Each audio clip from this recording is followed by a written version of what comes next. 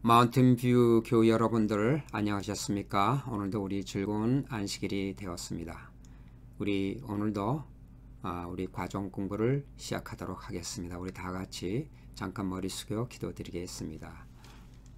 여호와 하나님 아버지 은혜 감사합니다. 이 어려운 가운데서도 하나님의 말씀을 상고할 수 있도록 저희를 인도해 주셨으니 감사합니다. 성령께서 저희들을 지도할 줄 믿습니다. 예수님의 이름으로 기도합니다. 아멘. 여러분 오늘도 우리 제5가 큰 교사이신 예수님 이런 제목으로 우리가 과정 공부를 하게 되겠습니다. 오늘 기억절에 있는 말씀은 고린도후서 4장 6절에 있는 말씀입니다. 어두운 데에 빛이 비치라 말씀하셨던 그 하나님께서 예수 그리스도의 얼굴에 있는 하나님의 영광을 아는 빛을 우리 마음에 비추셨느니라. 네.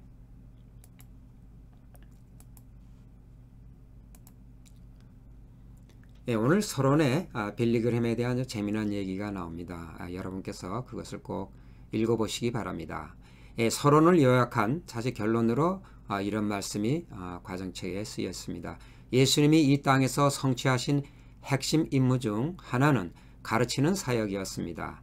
그분은 말뿐 아니라 삶과 인격으로 진리를 가르치셨고 무엇보다 우리에게 하늘 아버지를 보여주시고자 애쓰셨습니다. 네. 하나님께서 예수님께서 이 땅에 오신 목적 중에 가장 중요한 것은 아버지를 나타내기 위함이었다고 이렇게 요약하고 있습니다. 우리 이서재 보게 되면은 이러한 말씀이 다 66페이지에 신약 성경의 기자들은 하나의 중대한 개념을 반복해서 강조한다. 그것은 뭐냐면은 아버지 하나님이 어떤 분이신지 보여주기 위해 예수님이 지상에 오셨다는 것이다. 예수님의 지상에 오신 목적은 아버지를 나타내기 위해였다는 겁니다. 여러분 이게 참 다 아는 사실이지만 우리가 좀 더 깊이 주의 깊게 우리가 생각해 볼 문제입니다. 오늘 우리 가정 공부는 주로 이 사실을 가지고 우리가 공부하게 되겠습니다. 계속해서 우리는 예수 그리스도의 얼굴에서 하나님에 대한 가장 분명한 지식을 얻는다. 예수님은 우리에게 하나님 아버지에 대한 가장 온전한 진리를 가르칠 뿐 아니라 그분의 인격과 삶으로 아버지를 보여주는 교사로 우리에게 오셨다 하고 66페이지에 이렇게 얘기하고 있습니다. 계속해서 같은 말씀을 반복하고 있습니다. 교육 82페이지에도 똑같은 말씀입니다. 예수님이 지상생에서 하신 모든 일의 목적은 단 하나, 인류를 향상시키기 위해 하나님을 나타내는 것이었다. 이 하나님을 나타내는 것이 그렇게 중요한 겁니다. 그러나 이 일이 그렇게 녹록지 않은 것 같습니다. 쉽지 않은 것 같습니다. 왜냐고요? 예수님께서 열심히 지상 봉사를 하셨습니다. 그것은 아버지를 나타내기 위해서. 그런데 하루는 빌립이 질문을 합니다. 아버지를 우리에게 보여주옵소서. 예수님이 좀 실망했을 것 같아. 이 질문을 받고 실망했을 겁니다. 아마 그 제자들도 다 아마 같은 생각이었을지 모릅니다. 빌립이 용기를 내서 그렇게 질문했는지도 모릅니다. 늘 아버지 그러시는데 제 아버지를 좀 보여줬으면 좋겠다. 그랬더니 예수님께서 하신 말씀입니다. 이 말씀은 굉장히 중요한 말씀이라고 생각합니다. 나를 본 자는 아버지를 보았거늘 어찌하여 아버지를 보이라 하느냐 하고 이렇게 대답을 하십니다. 여러분 이거 참 문제 있다고 보지 않습니까? 왜냐고요? 빌립이 그 훌륭한 예수님이 앞에 계신데도 아버지를 보지 못했다는 겁니다. 여러분 이거는 빌립이 좀 모자라든지 아니면은 교사가 대신 예수님이 잘못 가르쳤든지 둘 중에 하나일 겁니다. 그러나 예수님이 계신데도 불구하고 제자인 빌립이 예수님을 통해서 아버지를 그때까지 보지 못했다는 것은 사실 그때 당시에 빌립에게만 문제가 아니라 오늘날 처해 있는 우리 모든 종교계의 문제라고 생각이 됩니다. 많은 교회가 예수님에 대해서는 많이 얘기하지만은 아버지에 대해서는 그렇게 얘기를 안 합니다. 무슨 얘기냐 하면은, 예를 들면은 저번에도 제가 같은 예를 들었습니다만 천주교를 생각해 봅시다. 천주교는 어떻습니까? 이 예수님과 아버지의 이 관계를 이간질하기 위해서, 그 중요한 관계를 망가뜨리기 위해서 어떻게 합니까? 성모 마리아를 섬기도록 그렇게 구조적으로 하고 있습니다. 그래서 마리아와 예수님을 강조를 합니다. 왜 그럴까요? 그는 아버지와 예수님의 사이가 오해하도록 만드는 겁니다. 또 한 가지, 수녀와 신부의 제도를 통해서 그 개인들이 아버지와 아들의 관계가 어떤지를 경험하지 못하도록 만든 것이 바로 이 천주교의 제도입니다. 그래서 우리가 그렇게 천주교를 자주 얘기하게 되는 겁니다.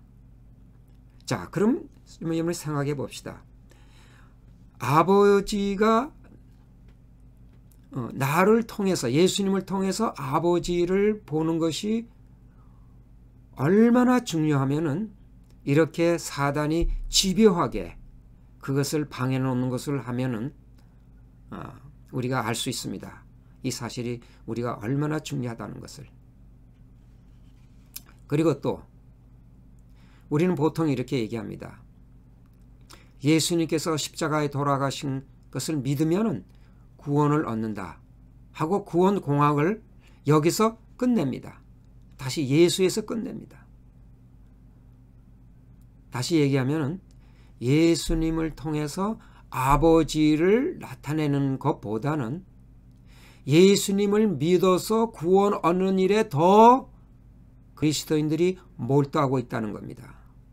그래서 예수 따로 아버지 따로, 예수를 봐도 아버지를 못 얻도록 오늘날 우리의 사회가 그렇다는 겁니다. 예. 예수님께서는 요한복음 17장에 이렇게 말씀하셨습니다. 내가 아버지의 이름을 저에게 알게 하였고 또 알게 하리니. 여러분, 이때는 어떤 순간이었습니까? 예수님께서 바로 잡히기 전의 날입니다. 그래서 제자들을 불러 모시고 아주 심각하게 유언과 같은 말씀들을 합니다. 그런데 그 말씀 중에 내가 내일 골고다의 십자가에서 죽을 것이다 하는 얘기는 한마디도 안 하십니다. 여러분, 이 17장 안에 아버지에 대한 얘기가 38번이 나옵니다. 그것만 봐도 얼마나 아버지의 이름을 제자들에게 알리고 싶어 했다는 것을 알 수가 있습니다. 마지막으로 하나님 아버지께 이제 보고하는 형식입니다. 내가 아버지의 이름을 저에게 알게 하였고 또 알게 하겠다고 이렇게 얘기하고 있습니다. 자, 아버지의 이름이 왜 그렇게 중요할까요? 예, 계시록 14장의 1절에 보면 또 내가 보니 보라 어린 양의 시온산에 섰고 그와 함께 14만 4천이 섰는데 그 이마에 어린 양의 이름과 그 아버지의 이름을 쓴 것이 있다. 예. 여기 구원받은 성도들의 특징이 나옵니다. 그 사람들은 아버지의 이름과 어린 양의 이름이 완전히 그 머리에 전두엽에 숙지가 되고 감동이 된 사람들입니다. 그래서 그 사람들은 이 아버지와 어린 양의 이름으로 받은 그 깨달음으로 순종하는 생애를 사는 사람들이 바로 이 구원받은 14만 4천이라는 것을 알 수가 있습니다.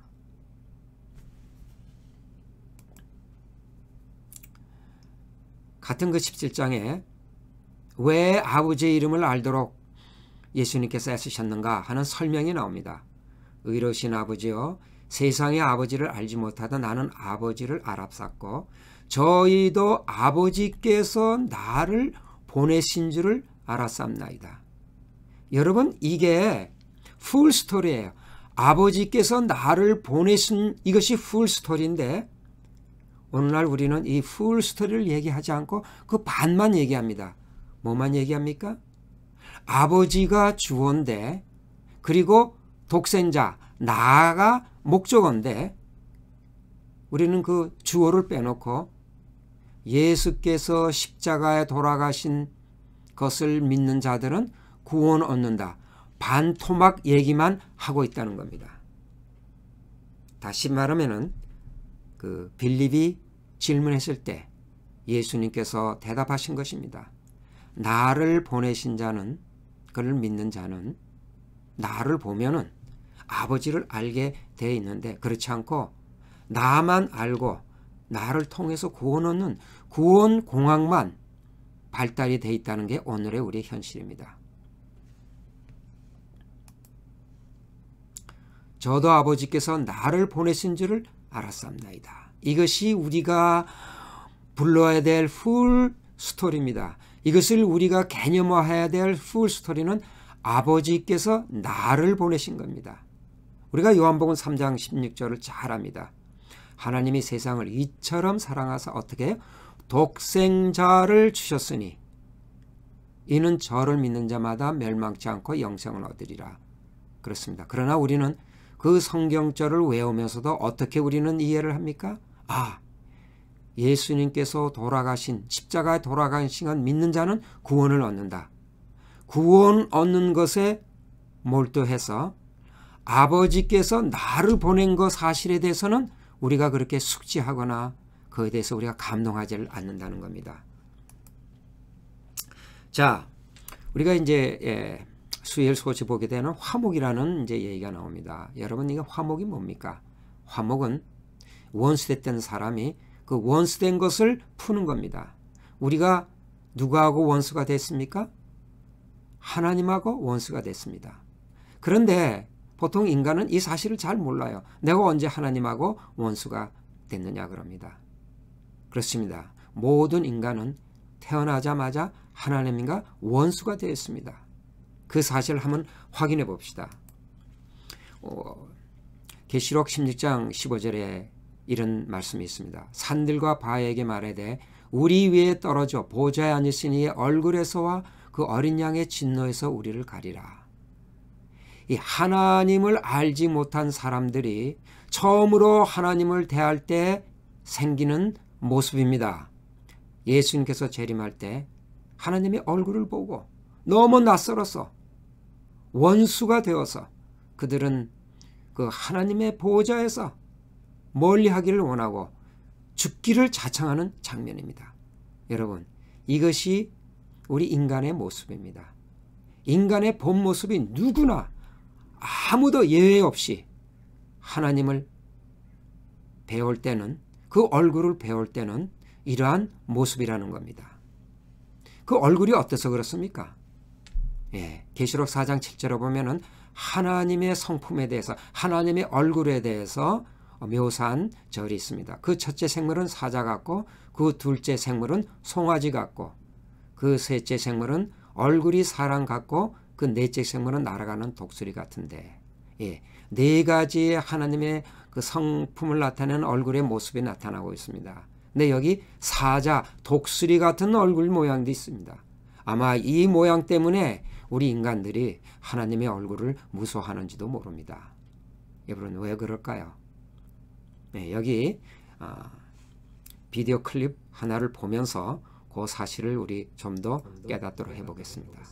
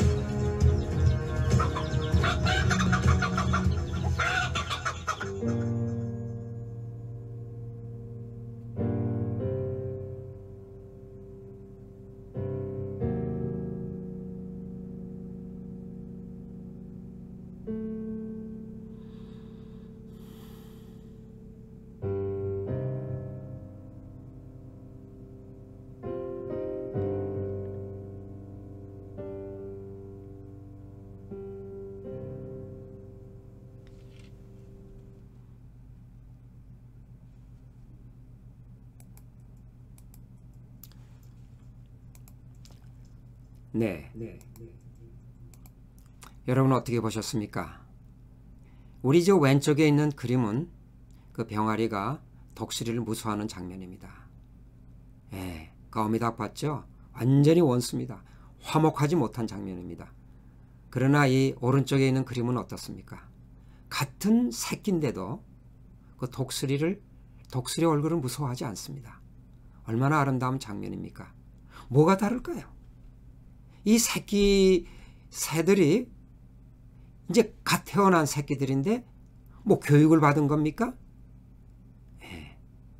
태어나자마자 한쪽은 원수고 한쪽은 화목이 된 모습입니다. 뭐가 다를까요? 네, 그것은 바로 관계입니다. 독수리 새끼는 그 독수리가 어미인 줄 아는 겁니다. 자기 아버지인 줄 아는 겁니다. 다른 사람과의 관계가 회복될 때 복을 받는다고 느낀다면 하나님과의 관계가 회복될 때는 얼마나 큰 기쁨을 느끼겠는가. 예, 우리가 수요일 소재에 나오는 화목입니다. 그렇습니다. 이 바로 관계입니다. 우리가 하나님과의 그 관계를 확실히 깨달을 때, 하나님이 나의 진정한 아버지라는 것을 깨달을 때 우리는 하나님의 얼굴에서 무서움을 느끼지 않는다는 겁니다. 비록 그 얼굴이 사자 같고 그 얼굴이 독수리 같아도 우리가 그 하나님과의 관계를 확실히 깨닫고 그 하나님이 나의 아버지라는 것을 깨닫는 순간, 화목하는 순간이요, 그것이 바로 구원받는 순간이라는 겁니다.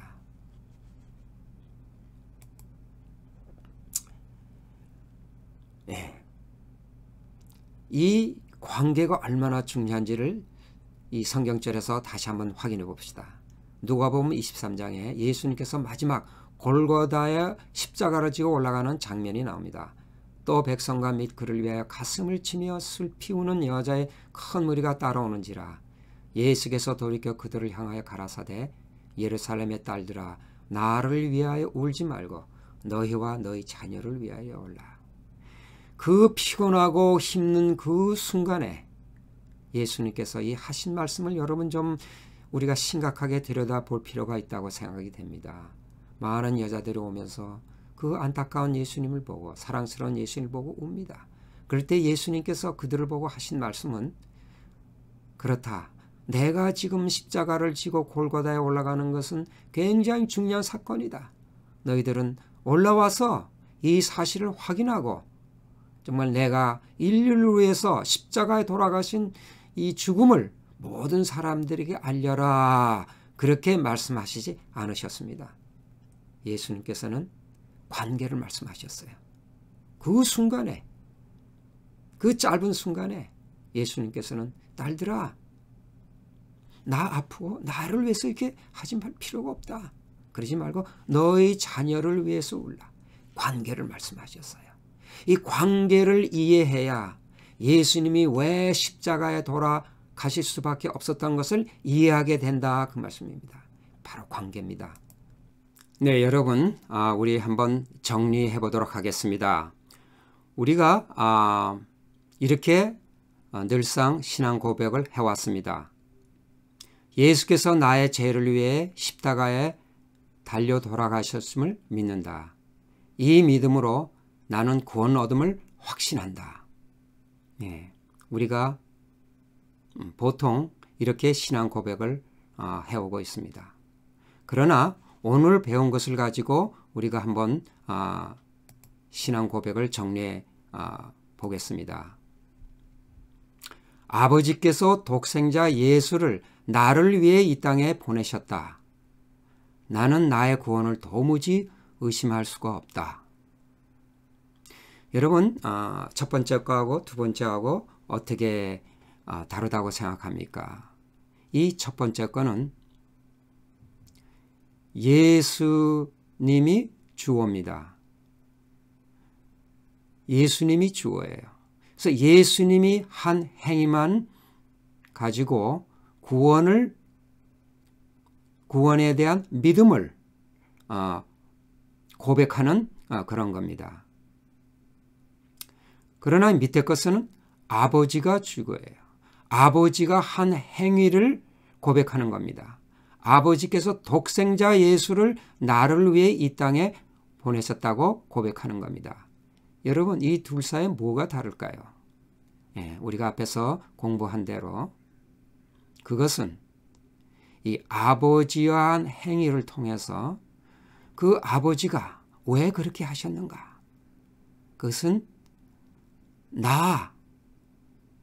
그 아들인 그 나를 구원하기 위해서 독생하신 예수를 줬다는 것을 깨닫게 하기 위해서 아버지의 행위가 중요하다는 겁니다. 거기에 우리 인간들이 다 감동을 받게 되는 겁니다. 물론 예수께서 십자가에 돌아가신 것도 우리에게 굉장한 감동입니다.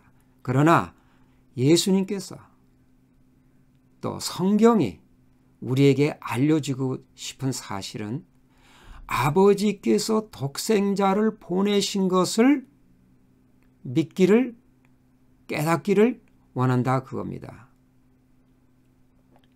이것이 풀 스토리입니다. 이것이 풀 스토리예요. 이것이 풀 내러티브란 말입니다. 이것을 우리가 고백하지 아니하고 그 반토막되는 예수께서 나를 위해 십자가에 돌아가셨음만 고백한다면 우리는 우리의 믿음이 그렇게 자라지 않을 것입니다. 그리고 또 한 가지, 우리의 첫째 것은 나의 믿음에 딸렸어요. 내가 믿음이 크고 믿음이 세야 구원 얻는 줄로 그렇게 착각을 하고 있다는 겁니다. 그러나 두 번째 것은 어떻습니까? 나의 믿음이 아니에요. 그거는 하나님의 성실성을 깨닫는 순간, 하나님이 나를 구원하기 위해서 얼마나 노력하셨는가, 성실하셨는가를 깨닫는 순간, 그분이 바로 나의 아버지라는 것을 확신하는 순간 사실 믿을 것도 없어요. 깨닫는 순간 그 구원을 확신하게 된다는 겁니다. 다시 말하면 나의 믿음이 크고 작은 것이 아니라 아버지를 깨닫는 순간 구원을 확신하게 될 수밖에 없다는 겁니다. 이 첫 번째 거는 당신 구원을 얻었습니까? 물어보면 좀 싫어합니다. 그런 거 물어보는 거 아니라고. 그러나 여러분, 두 번째 건 그렇지 않습니다. 당신 구원 얻었습니까? 그러면 얼른 나가서 나는 구원을 얻었다고 고백할 수밖에 없습니다. 왜냐고요? 이 아버지에 대한 권위이기 때문에 그렇습니다. 여러분, 자기 아버지를 의심하고 다니는 그런 자식이 있어요? 그거는 호로 자식이죠. 아버지를 의심하는 사람이 어디 있습니까? 아버지가 한 행위에 대해서 맞습니다. 저희 아버지는 저를 구원하고 말고요. 고백할 수밖에 없는 것이 바로 두 번째 고백이란 말입니다. 여러분, 우리가 아까 본 성경지만 다시 한번 봅시다.